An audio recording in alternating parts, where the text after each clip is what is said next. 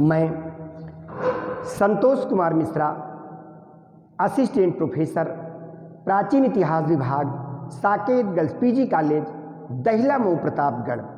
आज हम आपको बौद्ध धर्म के बारे में बताएंगे, जिसके जनक या उत्पत्तिकर्ता मान सकते हैं महात्मा बुद्ध को माना जाता है।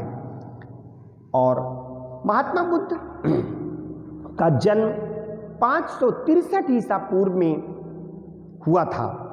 महात्मा बुद्ध के जो पिता थे, महात्मा बुद्ध के पिता का नाम शुद्धोधन एवं माता का नाम महामाया था।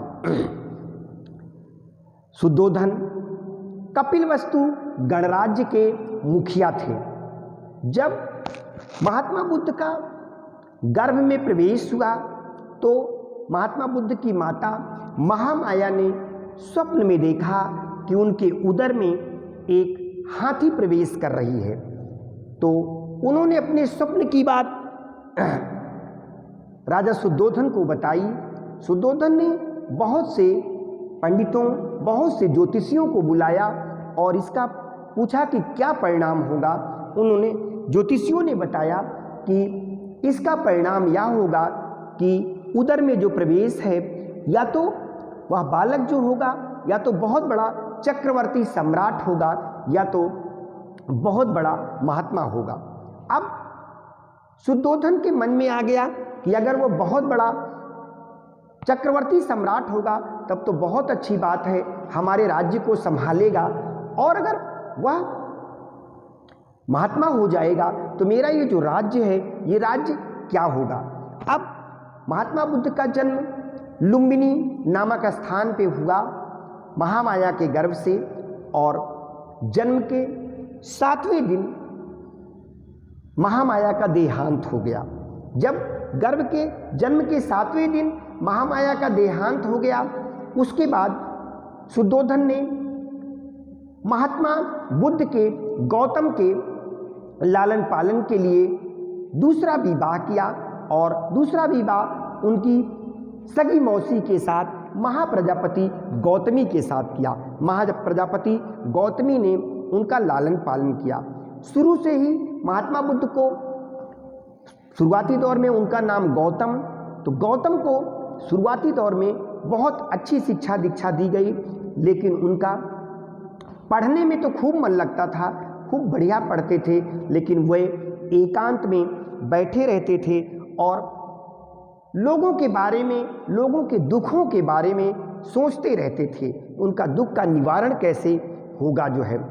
इसके चलते राजा ने क्या किया कि 16 वर्ष की अवस्था में गौतम का विवाह यशोधरा नामक एक सुंदर कन्या के साथ कर दिया, कि सुंदर कन्या यशोधरा के साथ किया कि अब जब वे घर परिवार में बंध जाएंगे तब उनका मन सांसारिक जीवन में लगने लगेगा।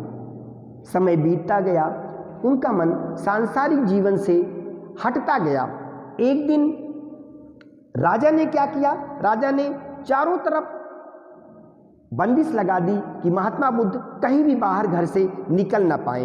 एक दिन राजा कहीं बाहर चले गए थे और महात्मा बुद्ध अपने साथी छंदक के साथ नगर भ्रमण के लिए चले।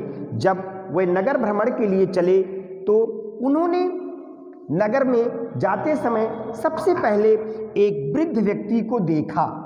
जब एक वृद्ध व्यक्ति को देखा तो वृद्ध व्यक्ति को देखने के बाद अपने सारथी छंदक से कहा कि यह व्यक्ति कौन है जो कमर टेढ़ी है और लकड़ी लिए हुए चल रहा है।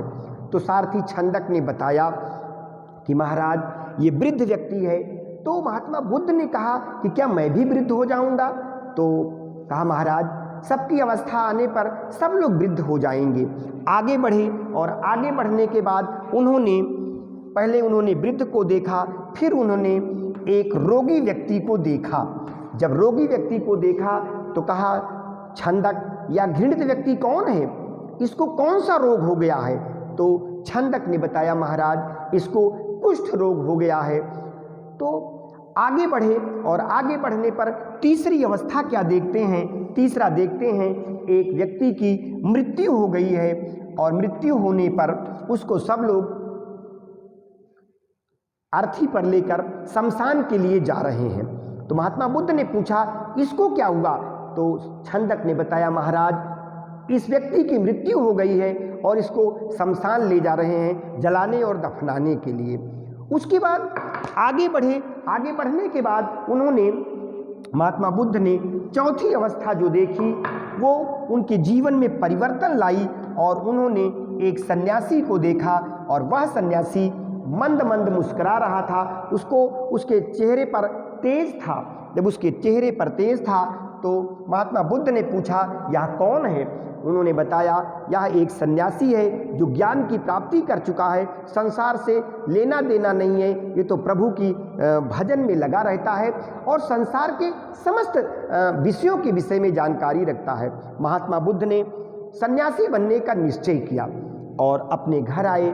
जब घर आए तो उनके पिताजी को जब यह बात पता चली उन्होंने उनको और कड़े पहरे में रखना प्रारंभ किया और चारों तरफ से पहरा लगा दिया।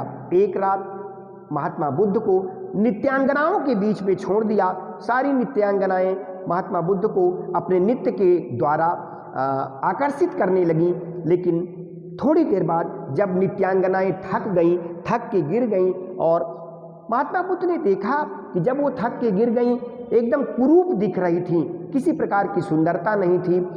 उसके बाद उन्होंने 29 वर्ष की अवस्था में अपने पत्नी और पुत्र, जो उनका पुत्र राहुल था, राहुल को त्याग दिया और त्यागने के बाद 29 वर्ष की अवस्था में उन्होंने अपने सारथी छंदक को लिया और सारथी छंदक को लेने के बाद नदी को पार किया और अपने वस्त्राभूषण जो है अपने सारथी छंदक को दे दिया और देने के बाद वह आगे बढ़े। महात्मा बुद्ध जब आगे बढ़े तो सबसे पहले वह सोचे कि मैं किसी व्यक्ति को जो बहुत ही ज्ञानी हो उस ज्ञानी व्यक्ति को अपना गुरु बनाऊं और गुरु बनाने के बाद उससे मैं शिक्षा ग्रहण करूं। तो सबसे पहले उन्होंने जो अपना गुरु बनाया उसका नाम है आलार कालाम। आलार कालाम को उन्होंने सबसे पहले अपना गुरु बनाया, आलार कालाम। तो आलार कालाम को अपना गुरु बनाया। आलार कालाम के पास थोड़े दिन तक शिक्षा ग्रहण किया, लेकिन उनको उनकी शिक्षा ये न समझ में आई कि मुझे मोक्ष की प्राप्ति दिलाएगी, संसार को मैं ज्ञान की प्राप्ति दिलाऊंगा। वह आगे बढ़े और आगे बढ़ने के बाद दूसरे बताते हैं आलार कालाम उसके बाद उद्दक रामपुत्र के पास गए और उद्दक रामपुत्र के पास जाने के बाद उनके पास थोड़े दिन शिक्षा ग्रहण किया, लेकिन उनकी भी शिक्षा उनको नहीं समझ में आई और वह आगे बढ़े और आगे बढ़ने के बाद उनको 5 साथी मिल गए, जिनको 5 मित्र कहते हैं। 5 लोग साथ में हुए और उनको लेके 6 लोग हुए। वो 6 लोग आपस में तय किया कि अब मैं ज्ञान की प्राप्ति करूंगा। सब लोग ज्ञान की प्राप्ति के लिए तपस्या करने लगे और उन्होंने भोजन भी त्याग दिया। अब तपस्या करते करते महात्मा बुद्ध का शरीर एकदम क्षीण हो गया। एक दिन वे पीपल के वृक्ष के नीचे बैठे हुए थे, तब एक सोनार की कन्या आई और उनको खीर अर्पित किया और उन्होंने खीर को ग्रहण किया। जब खीर को ग्रहण किया उनके जो 5 साथी थे, 5 साथियों ने उनका साथ छोड़ दिया। उसके बाद महात्मा बुद्ध ने प्रतिज्ञा किया कि अब जब तक मुझे ज्ञान की प्राप्ति नहीं होगी तब तक अखंड समाधि लगाऊंगा और मैं अपनी ज्ञान की प्राप्ति करूंगा। तो वह बोध गया गए और बैसाख पूर्णिमा के दिन कठोर तपस्या के बाद बैसाख पूर्णिमा के दिन उनको ज्ञान की प्राप्ति हुई। जब ज्ञान की प्राप्ति हुई तो वे बुद्ध अर्थात ज्ञानी कहे जाने लगे।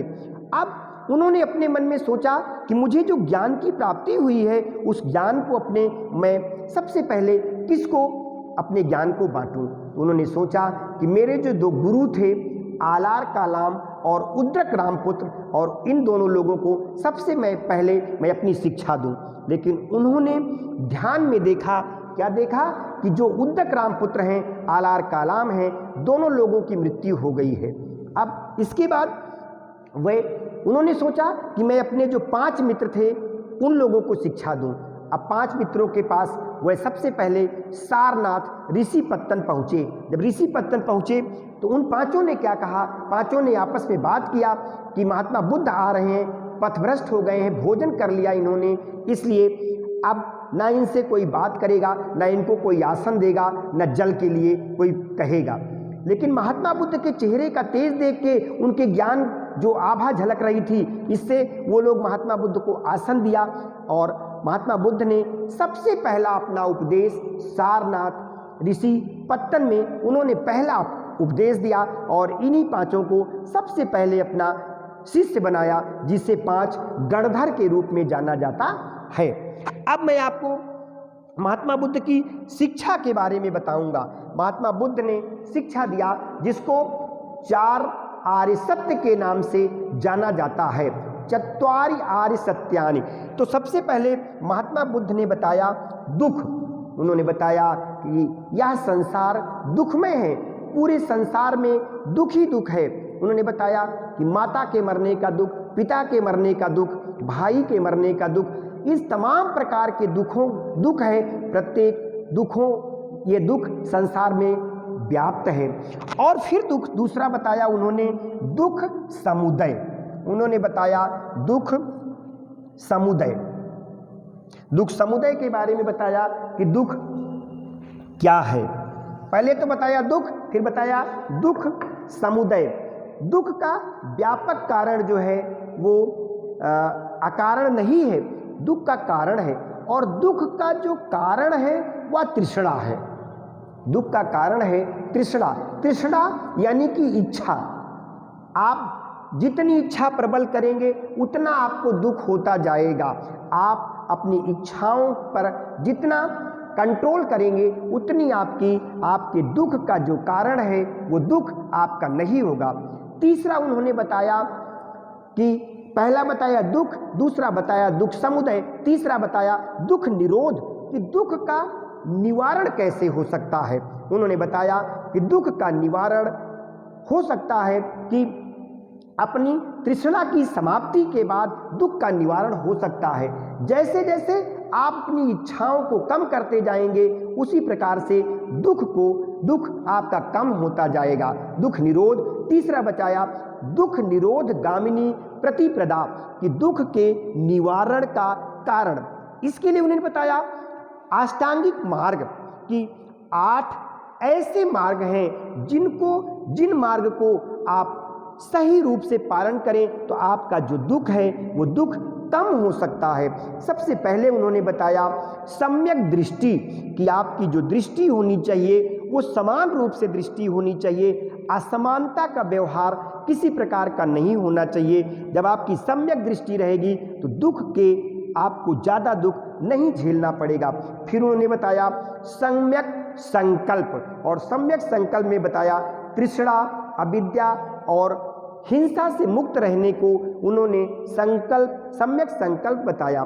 फिर बताया सम्यक वाणी बताया तीसरा, कि अपने वाणी को नियंत्रण में रखिए। जो भी वाणी बोलिए वो एकदम मधुर बोलिए, सही बोलिए, कभी आप झूठ ना बोलिए, जिसके कारण आपको दुख का सामना नहीं करना पड़ेगा। फिर उन्होंने बताया सम्यक कर्मांत, कर्मों को जो करिए वो शुभ कर्म को करिए, अशुभ कर्म को मत करिए और अशुभ कर्म के पीछे मत भागिए। महात्मा बुद्ध ने ये बताया। फिर बताया सम्यक आजीव, इसका तात्पर्य जीवन यापन के लिए दोष रहित आजीविका, कि किसी प्रकार के दोषपूर्ण आजीविका नहीं होनी चाहिए। उसके बाद बताया सम्यक व्यायाम में बताया कि विचारों को, अच्छे विचारों को ग्रहण करना चाहिए। जब आप अच्छे विचारों को ग्रहण करेंगे तब आपको किसी प्रकार के दुख का सामना नहीं करना पड़ेगा। फिर उन्होंने बताया सम्यक स्मृति बताया कि आपकी जो स्थिति होनी चाहिए निरंतर ज्ञान और बुद्ध के अपने मार्ग की तरफ होनी चाहिए। अंतिम में बताया उन्होंने सम्यक समाधि, बताया कि चित्त की एकाग्रता होनी चाहिए। जब चित्त की एकाग्रता होगी तब आपको किसी प्रकार के दुख का सामना नहीं करना पड़ेगा। उसके बाद महात्मा बुद्ध ने निर्वाण के संबंध में बहुत अच्छी बात बताई। निर्वाण हिंदू धर्म में मोक्ष कहा जाता है उसको, इस्लाम धर्म में उसको जन्नत कहा जाता है, जैन धर्म में कैवल्य शब्द का प्रयोग किया जाता है और बौद्ध धर्म में उसे निर्वाण कहते हैं। महात्मा बुद्ध ने बताया कि आरोग्य परमा लाभा, जो व्यक्ति आरोग्य है वो सबसे अच्छा है। आरोग्य परमा लाभा संतुष्टि परमम धनम, संतोष सबसे बड़ा धन है। फिर बताया विश्राम परमम जाति, विश्वास सबसे बड़ा संबंधी है। फिर अंत में बता दिया उन्होंने निब्बानाम परमम सुखम, निर्वाण जो है वो संसार का सबसे बड़ा सुख है। निर्वाण यानी मोक्ष की प्राप्ति करना, आवागमन के बंधनों से मुक्त हो जाना निर्वाण कहा गया है। महात्मा बुद्ध ने लगातार बहुत दिन तक अपने ज्ञान को लोगों में बांटा। महात्मा बुद्ध के बहुत से राजा अनुयायी हुए बौद्ध धर्म के, जिनमें कि बिंबिसार, अजातशत्रु। उसके बाद महात्मा बुद्ध की जो मृत्यु होती है 483 ईसा पूर्व में महात्मा बुद्ध की मृत्यु कुशीनगर में होती है। और महात्मा बुद्ध की मृत्यु के बाद तुरंत एक सप्ताह बाद अजातशत्रु के शासनकाल में सप्तपर्णी गुफा में प्रथम बौद्ध संगीति का आयोजन होता है। द्वितीय बौद्ध संगीति का आयोजन वैशाली में कालाशोक के शासनकाल में होता है। तीसरी बौद्ध संगीति का आयोजन 3री शताब्दी में अशोक महान के काल में होता है। अशोक महान के काल में तीसरी बौद्ध संगीति का आयोजन होता है, जिसका अध्यक्ष मोगलीपुत्र तिस्य था। चतुर्थ बौद्ध संगीति का आयोजन कनिष्क के शासनकाल में कश्मीर के कुंडलबन नामक स्थान में होता है, जिसका अध्यक्ष वसुमित्र और उसका अध्यक्ष अश्वघोष था। तो बच्चों, आज के लिए इतना बौद्ध धर्म के विषय में बताया। कल मैं आपको आगे बताऊंगा। आज के लिए इतना। धन्यवाद बच्चों।